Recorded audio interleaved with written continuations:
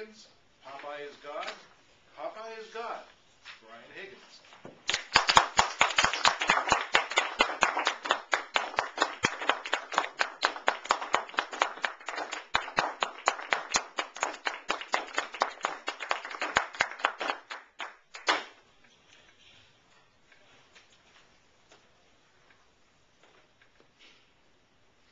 In the Old Testament, God says to Moses, I am that I am.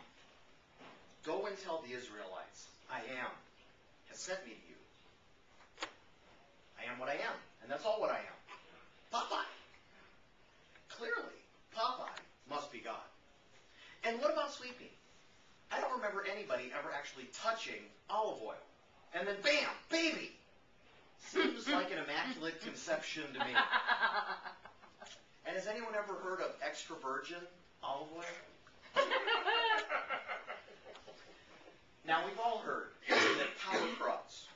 And absolute power corrupts absolutely. And by definition, God has to have absolute power, which would in turn make God absolutely corrupt.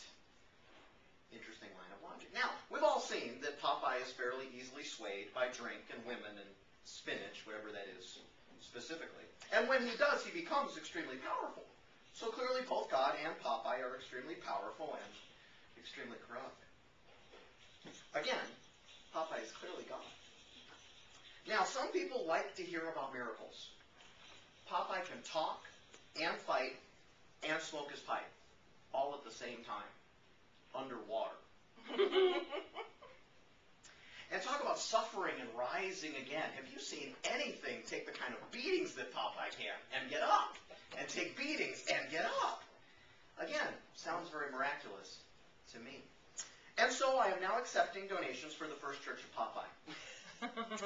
For starters, I want you to know that Popeye talks to me on a daily basis, and he tells me how he wants things to go. If you listen very carefully, he may talk to you too. But if you don't hear anything, don't feel bad. I'll just keep telling you what he wants for us. To celebrate Popeye's infinite rising from the suffering, the Cadbury Bunny will be laying chocolate eggs with spinach in them from now on. And we're going to have to poke out one of his eyes.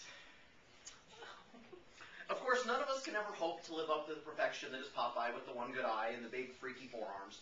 And so you're a sinner. And guilty. As right you should be. However, you're lucky. My first disciple is a fine gentleman with family roots that go all the way back to Rome. However, he's currently in the witness protection program, and so we're not at liberty to discuss his family. But he suggested our first prayer, and really our first edict in our new church is do whatever you want, we'll take care of God. And so we have a hotline set up, and you just give us a call and you tell us about your sins, and we tell you how much that's going to cost you. Impure thoughts, a couple of bucks. Gluttony, half of whatever you're spending on food. Stealing is okay as long as Popeye gets his cut and you don't get caught. Murder, that really depends on who you killed. And then adultery.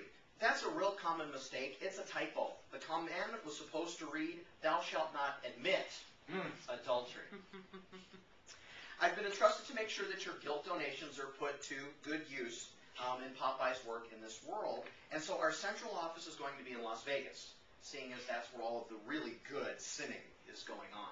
And it will give me my opportunity to support my outreach programs for showgirls and hookers and strippers and baptize them in the nearest hot tub.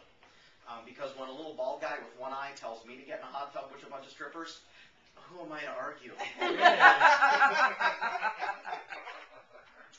I also have a new prophecy to share with you, that Popeye is well known for beating huge swarms of stereotypical bad guys from all over the galaxy. And he's promised me that when he returns to once again beat up all the bad guys in turbans, only the true Popeye believers will be safe. And now if you'd all join me in our closing prayer. That's all I can stands. I can't stand no more. Because I can't stands no more. Because I can't stand no more.